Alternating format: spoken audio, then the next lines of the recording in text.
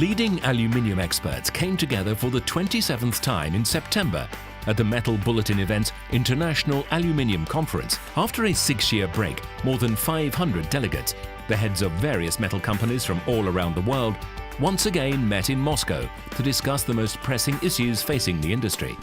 It is no coincidence that this venue for the forum was chosen. In May, the Russian domestic aluminium industry celebrated its honorable 80th anniversary. RUSAL initiated and fueled the idea to conduct this conference in Russia's capital. Oleg Deripaska was entrusted to open our aluminium summit. The CEO of RUSAL reassured conference participants by saying that the industry has overcome a rough patch, but there are still many challenges facing the industry. At the moment, I think it's very important to handle the stock and rationalizing output, which will reduce stock to the level which justify the risk, logistic, and availability on regional balance. On regional basis, the metal is very important. And I'm sure that our industry capable to do it. In terms of Russian demand, yes, it's growing. We have tremendous development in automobile sector. It will take some time, for localization processes, and it's not just because of it's how the system works. If European market and Asian market has excess capacity in components, they will not transfer immediately. But let's say in 7 years, Russia will definitely double its local market. Despite recent trends, the delegates who convened at the Lotte Hotel were more or less optimistic about the future. World metal prices are relatively stable. Stable, but low. One can only dream about the pre-crisis price levels. The last time a ton of aluminium was this cheap was back at the end of 2009. Even the modest growth which has occurred in the past few weeks hasn't given market analysts a reason to rejoice. However, one shouldn't fall into a state of melancholy in regards to this situation. We have a pressure from the cost side, and at least for, as I said, 40% of the smelters now below the break-even. We have a growing demand, slightly growing, and it's more or less helpful. We have a first premium, and in my view, the fair aluminium prices now should be at least 2,300.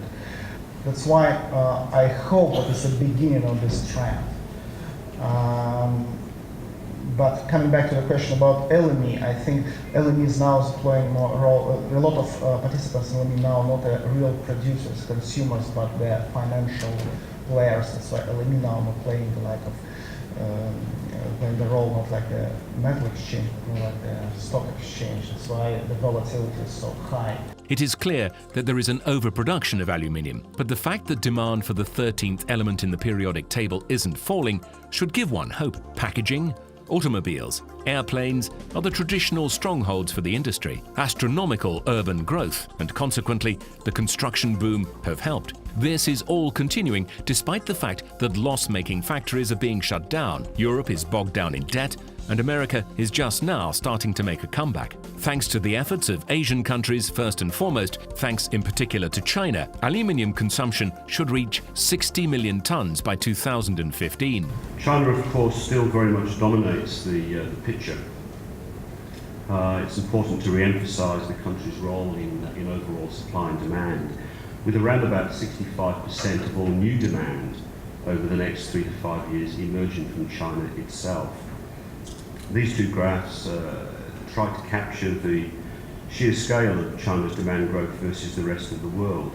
And whilst India, South America and the rest of Asia are still very strongly growing, they are off a much lower base and therefore have a lesser impact.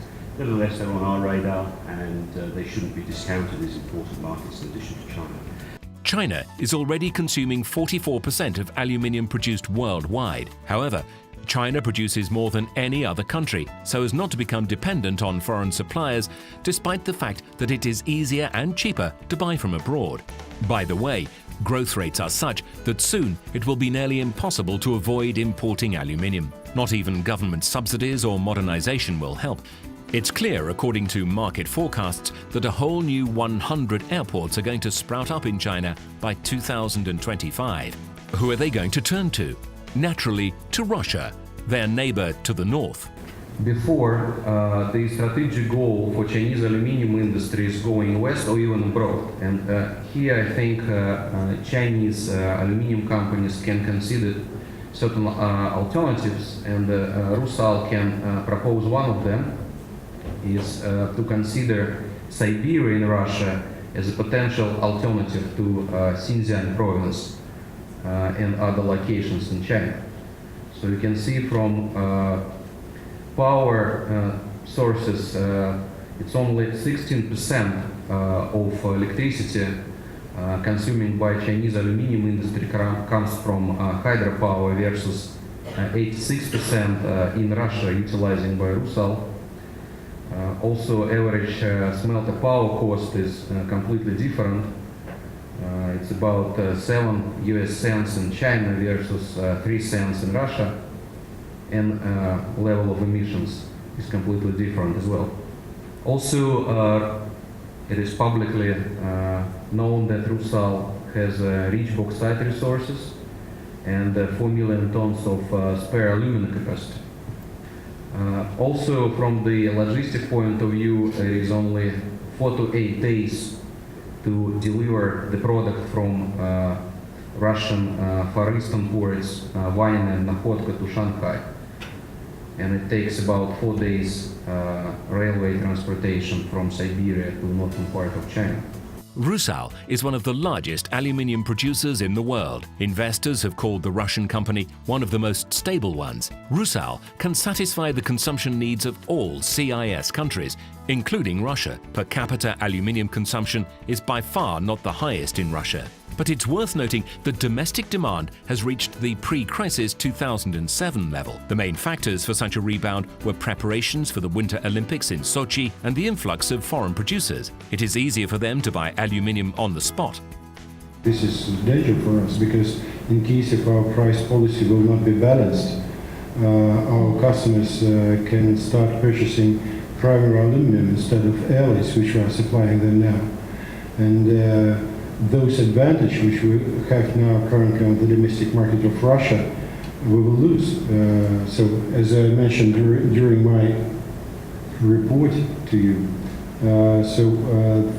we are selling now 74% of variated products in Russian CIS, and this is the most profitable market for RUSAL currently. So yes, we will sell less than 900,000 metric tons because competitors will supply also some quantities. But in any case, of course, we are the leaders. These 2 days in Moscow were packed with fruitful discussions and behind-the-scenes conversations, which were just as important, getting right down to work. Those who wished set off for Khakassia. In Siberia, there are RUSAL aluminium and foil rolling production facilities, including the Khakas aluminium smelter, which is the most modern aluminium production facility in Russia.